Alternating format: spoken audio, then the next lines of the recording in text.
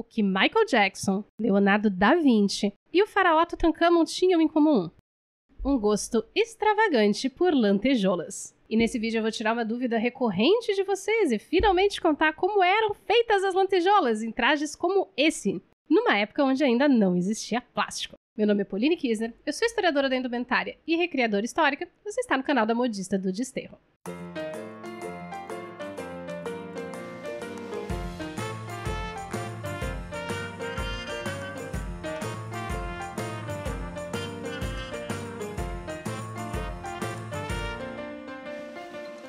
Ok, eu sei que pode parecer meio doido, mas esse desenho que você está vendo aí na tela é o esboço de Leonardo da Vinci para uma máquina de cortar lantejoulas. A ideia toda era tornar a produção mais rápida, cortando discos muito pequenininhos em uma folha fina de metal. Não existe registro de que a máquina tenha sido algum dia construída, então a produção de lantejoulas e paetês continuou sendo basicamente manual até os anos 1800, quando a ideia da máquina começou a ser retomada. Mas antes de falar sobre a produção industrial que permitiu o nascimento dos figurinos icônicos da disco e do rei do pop, vamos falar sobre a origem dessa ideia de pendurar disquinhos brilhantes na roupa.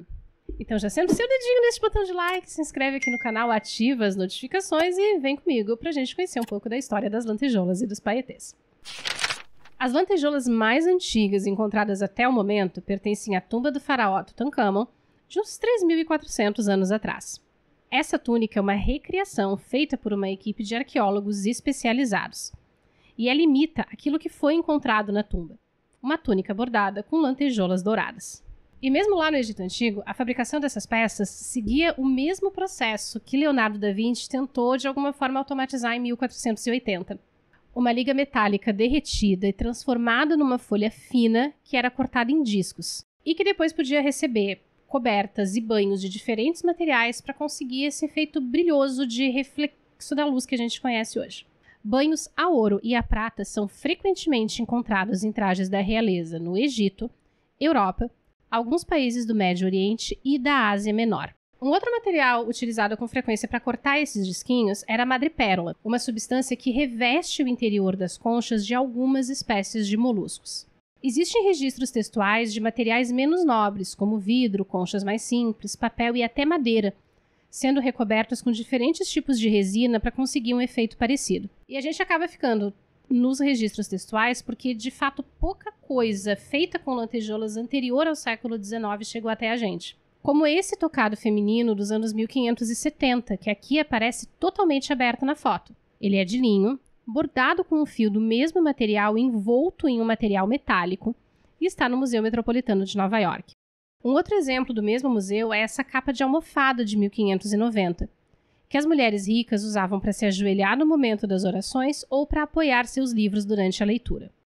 Lantejoulas e paetês eram usados por homens e mulheres para decorar não só roupas, como os detalhes dessa chemisette branca num retrato de uma dama de Veneza do século XVI, cujo nome e autor ainda são desconhecidos. Mas as lantejoulas também decoravam acessórios, como o Flinderhaube, um acessório de cabeça típico da região da Suábia, na atual Alemanha, que era usado pelas mulheres da família do duque entre 1480 e 1600.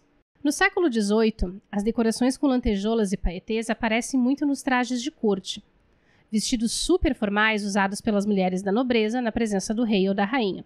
Mas também nos trajes de casamento da alta nobreza, como esse corpete do vestido de noiva de Hedwig de Holstein-Gottorp, uma princesa alemã que usou esse vestido ao se casar com o herdeiro do trono da Suécia em 1774. Tradicionalmente, a realeza casava com trajes prateados, bordados com fios de seda prateada. E, nesse caso, as lantejoulas e paetês também ganhavam um banho de prata. Durante as guerras napoleônicas, entre 1799 e 1815, as lantejoulas quase desapareceram da moda europeia, e por um motivo político. O maior centro de produção delas era a região de Veneza, e a fabricação foi suspensa durante todo o período das invasões napoleônicas. Os franceses então roubaram a técnica e levaram para a França. Na verdade, me estranha muito que não tenham sido os ingleses a fazer isso, porque de roubar a técnica de produção dos outros, os ingleses entendem pra caramba. No século XIX, a produção de lantejoulas ganhou um novo fôlego justamente graças a uma matéria-prima que os ingleses fizeram a Elsa para cima dos indianos, asas de besouro. Como a gente já tem um vídeo sobre esse material e o uso deles em 1800, eu vou deixar o link aqui em cima no card. No começo dos anos 1800, Lantejoulas e paetês se tornaram o material queridinho quando o assunto era trajes formais, como esse modelo holandês de 1807, que devido ao tamanho da cauda, provavelmente foi usado como traje de corte ou traje de jantar. Aliás, falando em cauda, babem comigo nos detalhes dessa cauda todinha bordada à mão. Essa rede que você está vendo em cima dos bordados é tule de seda, um trabalho feito pelos conservadores do museu para preservar a vida desse bordado por mais tempo. Na era vitoriana, o uso de lantejoulas passou a ser menos ostensivo de forma geral, para ser mais sutil e estratégico, como nesse traje de passeio ou de visita de 1897.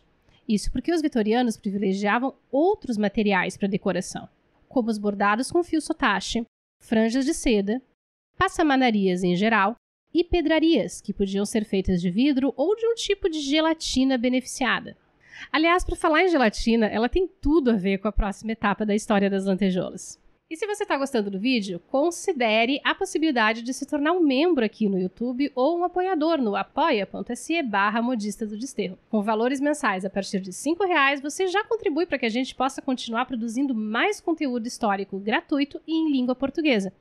Mas se você não puder contribuir com um valor todos os meses, não tem problema, você pode mandar um valorzinho qualquer que você sentir aí no seu coração. No Valeu Demais aqui no YouTube ou pingar um Pix pra gente nessa chave que tá aparecendo em algum lugar aqui da tela. Nos anos 1920, a demanda por lantejoulas no mercado de alta costura disparou. E a culpa disso é do faraó Tutankhamon. Na real, do Howard Carter, o arqueólogo que em 1922 foi lá perturbar o sono do coitado e deu início à egiptomania, que foi uma fase da moda e da decoração em que tudo fazia referência ao Egito Antigo. Além disso, com seu brilho, as lantejoulas eram perfeitas para os vestidos glamurosos da década de 1920. E foi por conta desse aumento de demanda que alguns inventores retomaram a procura por métodos menos artesanais para a produção de lantejoulas. A resposta finalmente veio em 1930, com um método químico que aperfeiçoava a técnica das miçangas de gelatina da era vitoriana.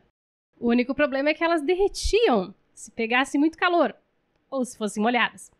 Ou se você suasse em cima delas, ou até com o suor da sua mão na hora de manipular o vestido. Ainda na década de 1930, uma parceria com a Kodak produziu as primeiras lantejoulas e paetês de plástico, mas que eram muito frágeis e se quebravam com facilidade. Entre os anos 1940 e 1950, um filme de poliéster, um tipo de plástico, passou a ser aplicado sobre as lantejoulas e resolveu o problema da quebra.